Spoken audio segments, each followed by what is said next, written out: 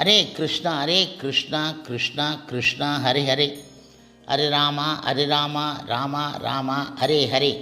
குட்டி கதைகள் 254. இதில் மதுரை கள்ள அழகர் கோவிலில் உள்ள சிற்பங்களை பற்றி கவனிப்போம்.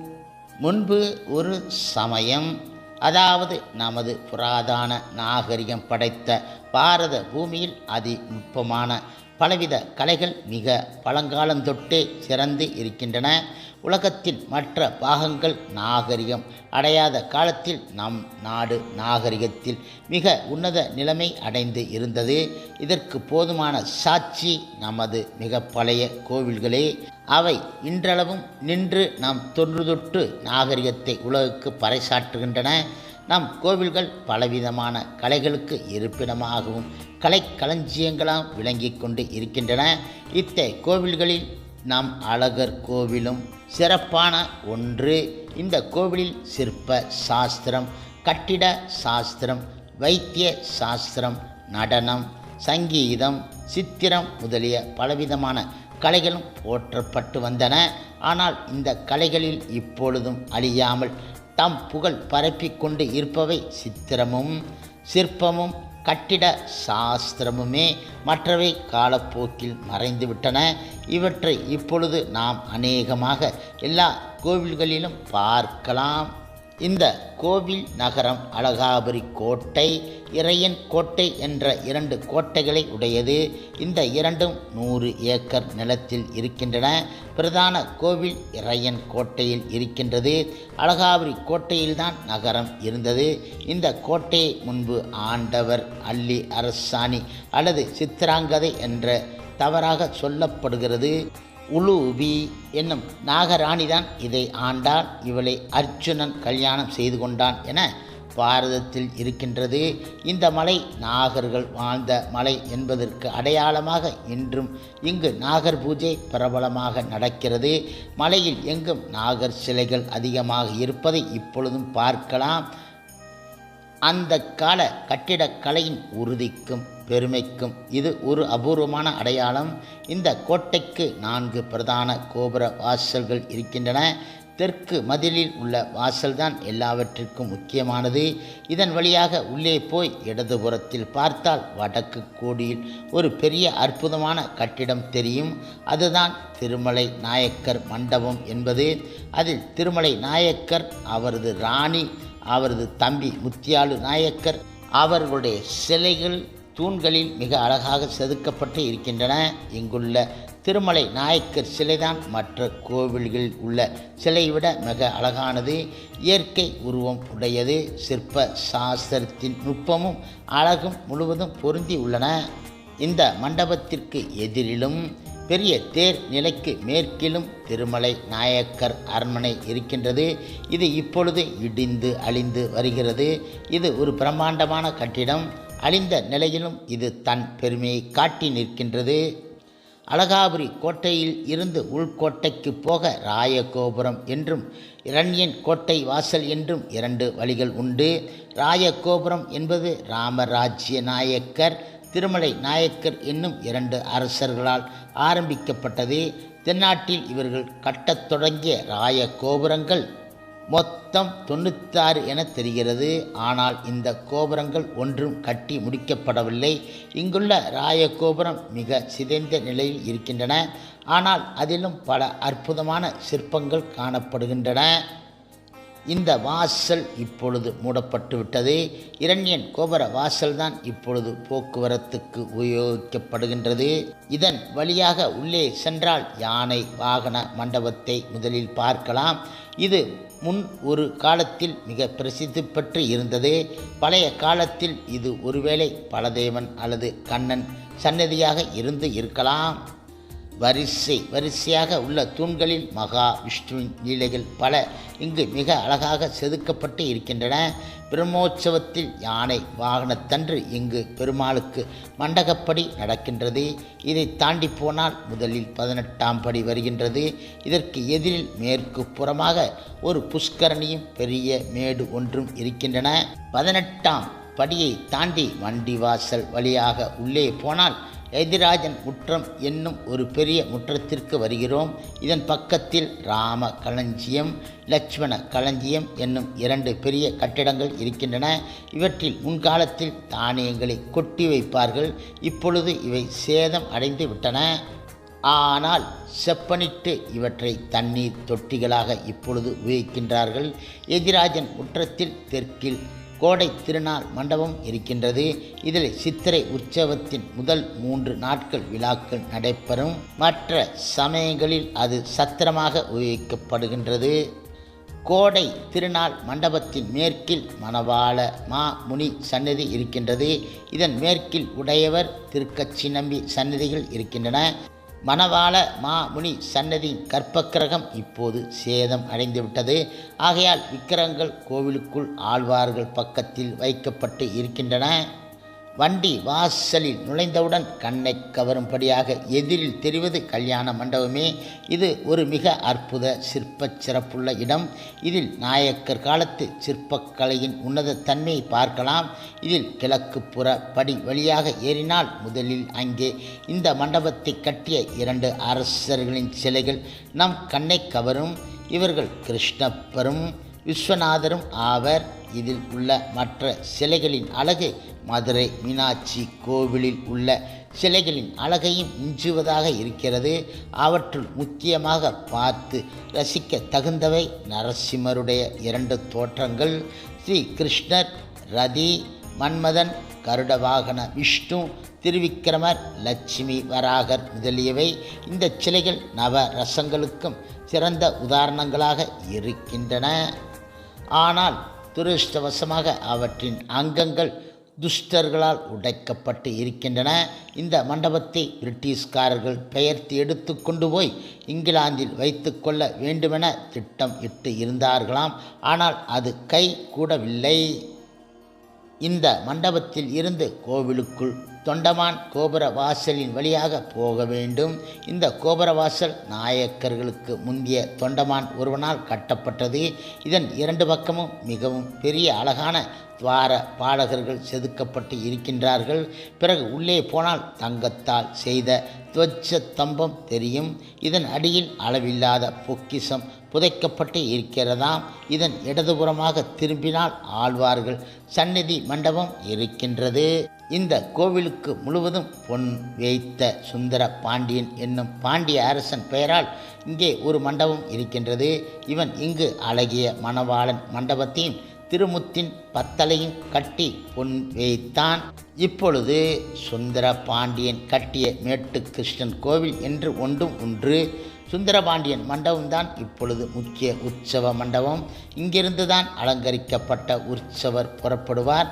துவஜ தம்பத்தை தாண்டி நேராக வந்தால் ஆரியன் மண்டபத்திற்குள் நுழைய வேண்டும். இது ஒரு காலத்தில் முழுவதும் தங்க தகட்டால் வேயப்பட்டது. இந்த மண்டபத்தில் ஏறியவுடன் மிக அழகாக செதுக்கப்பட்ட தூண்களில் உள்ள அரிய சிலைகளை காணலாம். யாளிகளின் வாயில் கற்கள் உருளும்படியாக செய்யப்பட்ட அற்புதமான சிற்ப சாஸ்திர சமத்காரத்தை இங்கே பார்க்கலாம். இந்த மண்டபத்தின் மேல்புறமும் அற்புதமான வேலைப்பாடு உடையது. இதில்தான் வட்டெழுத்து, கிரந்தம், தமிழ் முதலிய எழுத்துக்களில் பல கல்வெட்டுக்கள் இருக்கின்றன. இது கிபி 6-7 நூற்றாண்டுகளில் கட்டப்பட்டதென தெரிகிறது. இந்த மண்டபத்தில் இருந்து உள்ளே சென்றவுடன் மகா மண்டபம், கோவில் அலங்காரன் திருமண்டபம், முனையத்தரையன் திருமண்டபம் என்னும் பெயர்களுடைய ஒரு அழகான மண்டபத்தை அடைகிறோம். இதன் வாசலுக்கு ஆரியன் வாசல் என பெயர். முற்காலத்தில் வடநாட்டிலிருந்து வந்த ஆரிய வீரர்கள் காவல் காத்ததால் இதற்கு இந்த பெயர் வந்து இருக்கலாம். இந்த மண்டபத்தில் இருந்து பிறகு நாம் 2ஆம் பிரகாரத்தில் நுழைகிறோம். இந்த பிரகாரத்தில் வடக்கு புறத்தில் ஒரு குறிப்பிட்டு இருக்கிற இடத்தில் இருந்து பார்த்தால் மூலவர் மேலுள்ள சோமசந்த விமானத்தின் திவ்யம் தரிசனம் கிடைக்கும். மூலவர் ஸ்தானத்திற்குள் நுழையும் போது இருபுறமும் பெரிய துவார பாலகர் சிலைகள் இருப்பதை பார்க்கலாம். இவையும் மிக அழகானவை. இவைகளை தாண்டி சென்றால் மூலவர் சன்னதியில் உள்ள நங்கள் குன்றம் என்னும் பிராணவகரமான பிரகாரத்தில் நின்று ஸ்ரீ பரம சுவாமியின் திவ்ய தரிசனத்தை கண்ணும் மனமும் குளிர மயிர் கூச்சரிய கண்டு சேவித்தால் மெய்மறந்து நின்று விடுவோம். இந்த இடத்தில்தான் தேவர்கள் எல்லோரும் பகவான் கிருஷ்ணரை சுற்றி நின்று சதா சேவித்து கொண்டு இருந்தார்களாம். சிலா பிம்பங்களாக இன்னும் விமானத்தை சுற்றி காணலாம். இந்த பிரகாரத்திலும் சிற்பிகள் பிரமிக்க தகுந்த கைத்திறமையை காட்டியிருக்கின்றார்கள். பிறகு பெருமாளை வலம் வந்து கல்யாண சுந்தரவல்லி தாயார் சந்நிதி, ஆண்டாள் சந்நிதி முதலியவற்றையும் பிரகாரங்களில் உள்ள பரிவார தெய்வங்களையும் தரிசித்து அவற்றின் சிற்ப நுட்பங்களையும் கண்டு மகிழலாம். இந்த கோவிலில் மரத்தில் செய்யப்பட்ட செதுக்கு வேலைகளும் மிக உயர்தரமானவை. இவற்றை கதவுகளிலும் நிலைகளிலும் பார்க்கலாம். இவற்றில் சில 1000 வருடங்களுக்கு முந்தியவை. இவற்றைப் போல வேறு எங்கும் பார்ப்பது அரிது. வசந்த மண்டபத்தில் சுவர்களில் திட்டப்பட்டுள்ள வர்ண சித்திரங்களும் மிகவும் பிரமிக்க தகுந்தவை. இவை எழுதப்பட்டு பல நூற்றாண்டுகள் ஆயினும் அப்படியே அழியாமல் இருக்கின்றன. மற்றும் சில பார்க்க தகுந்தவைகளை காண்போம். மாதவி மண்டபம், நூபுர கங்கைக்கு செல்லும் வழியில் கணு மண்டபம், தண்டலை கோவில் அழிவுபாடுகள் ஆகியவற்றை பார்க்கலாம். பிறகு அனுமார் தீர்த்தத்திற்கும் அனுமார் கோவிலுக்கும் போய் கருட தீர்த்தம், கருடர் கோவில் ஆகியவற்றை கண்டு மாதவி மண்டபத்தில் உள்ள நூபுர கங்கையை அடைகின்றோம். இந்த இடத்தில் உள்ள இயற்கை காட்சிகள் கண்கொள்ளா காட்சியாகும். தென் இந்தியாவிலேயே இது ஒரு மிக ரம்மியமான இடம். இந்த மாதவி மண்டபத்தில் மாதவி மல்லிகை கொடி முன்பு எங்கும் அழகாக படர்ந்து இருந்தன. பழைய காலத்தில் அதை மக்கள் விரும்பி போற்றி இருக்க வேண்டும். சில புராணத்தில் கூட இந்த மண்டபம் மிக அழகாக வர்ணிக்கப்பட்டு இருக்கின்றது. இது மிகவும் பழமையானது என்பதற்கு இதில் உள்ள விளங்காத கல்வெட்டுக்களும் கற்சிலைகளும் போதிய சாட்சியாகும். பிற்காலத்தில் பாண்டியர்களும் நாயக்கர்களும் இதை புதுப்பிப்பதற்கு அடையாளமாக அவர்களுடைய சிலைகளும் இங்கு உள்ளன. பஞ்ச பாண்டவரின் படுக்கை காண்போம். அழகர் கோவிலுக்கு அரை மைல் கிழக்கில் மிக அபாயகரமான செங்குத்தான வழியில் சென்று பஞ்ச பாண்டவர் படுக்கை என்னும் குகையை பார்க்கலாம். வழியில் சில இடங்களில் படுத்து ஊர்ந்து கொண்டு அல்லது குனிந்து கொண்டு இக்குகையிலே அடைய வேண்டும். இந்த குகை மிக பாதுகாவலான ஒரு இடம். இது கழுகுமலை என்னும் குன்றின் உச்சியில் இருக்கிறது. இங்கே அமிர்தம் போன்ற இனிமையான தண்ணீர் இருக்கின்றது. இதன் முன்னால் ஒரு பெரிய ஆலமரம் அழகாக நிழலை தந்து நிற்கின்றது. இங்கே இருந்து நாம் கீழே காணும் காட்சியும் மிக ரம்மியமானது. இந்த குகை ஒரு கூடம் போலவும் அதன் உள்ளே 6 அடி முதல் 9 அடி நீளம் 2-3 அடி அகலம் உள்ள பல கற்படுக்கைகள் இருக்கின்றன. இதில் உள்ள 3ஆம் நூற்றாண்டைச் சேர்ந்த பிராமி லிபி சாசனம் ஜைனர்களும் பௌத்தர்களும் எழுதி வைத்தது. அச்சனந்தி என்னும் ஜைன முனிவர் அதை எழுதினார் என தெரிகிறது. ஒரு முனிவரது உருவச்சிலையும் அங்கு செதுக்கப்பட்டு இருக்கின்றது.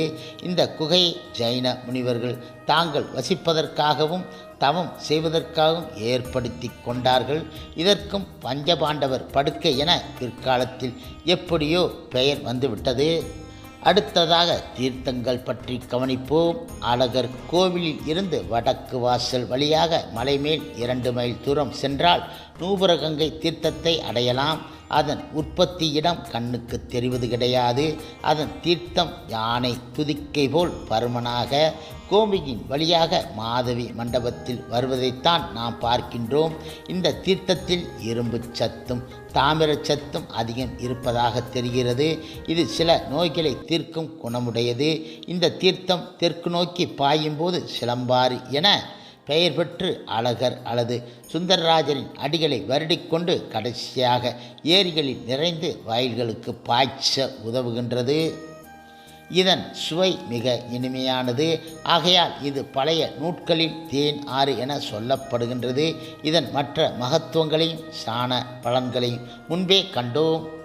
அனுமார் தீர்த்தம் என்பது கோவிலில் இருந்து 1.25 மைல் தூரத்தில் இருக்கின்றது. இங்கே ஒரு அனுமார் கோவில் இருக்கின்றது.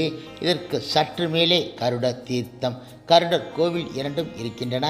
அதன் பக்கத்தில் பாண்டவ தீர்த்தமும் கோவிலும் உள்ளன. மலையில் வடபக்க சரிவில் பார்த்த உடனே பாவத்தை போக்கக்கூடிய பெரிய அருவி என்ற தீர்த்தம் இருக்கிறது. அழகர் கோவிலுக்கு சிறிது வடக்கே போனால் உத்தர நாராயண வாவி என்னும் தீர்த்தத்தினால் தான் கோவில் பரிவார தேவதைகளுக்கு அபிஷேகமும் சமையலும் செய்ய வேண்டும். அழகருடைய திருமஞ்சனத்திற்கு மட்டும் தினந்தோறும் 2 மைல் அப்பால் உள்ள நூபுரகங்கா தீர்த்தமே கொண்டு வர வேண்டும். சைத் உற்சவ காலத்தில் அழகர் மதுரைக்கும் வண்டியூருக்கும் போய் தங்கியிருக்கும் போது கூட இந்த தீர்த்தமே கொண்டு வரப்படுகின்றது. வேறு தீர்த்தத்தில் அழகரை நீராட்டினால் அவர் உருவம் கருத்து விடுகிறது என்பதாலேயே இப்படி செய்யப்படுகின்றது. இந்த வினோதத்தின் ரகசியம் இன்னும் ஒருவருக்கும் புலப்படவில்லை. ஸ்தல விருட்சம். இந்த கோவிலுக்கு ஸ்தல விருட்சம் ஜோதி விருட்சமாகும். இதையே அரசமரம் என்கின்றார்கள். நகைகள்.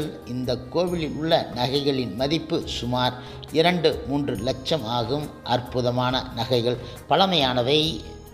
அரங்கன் சொத்து அழகன் அங்க வடிவுக்கும் காணாது என்ற மொழியில் இருந்தே விளங்கும். வாகனங்கள் நேரில் கண்டு ரசிக்கக்கூடியவை.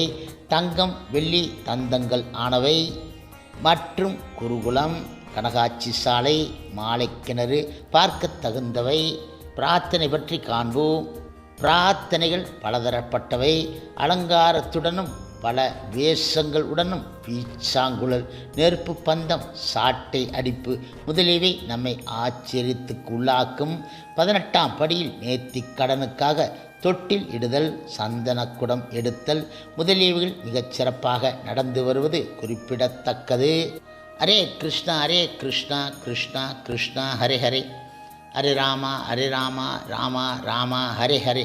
சில பிரபுபாதரின் சேவையில் இஸ்கான் பக்தர்கள்.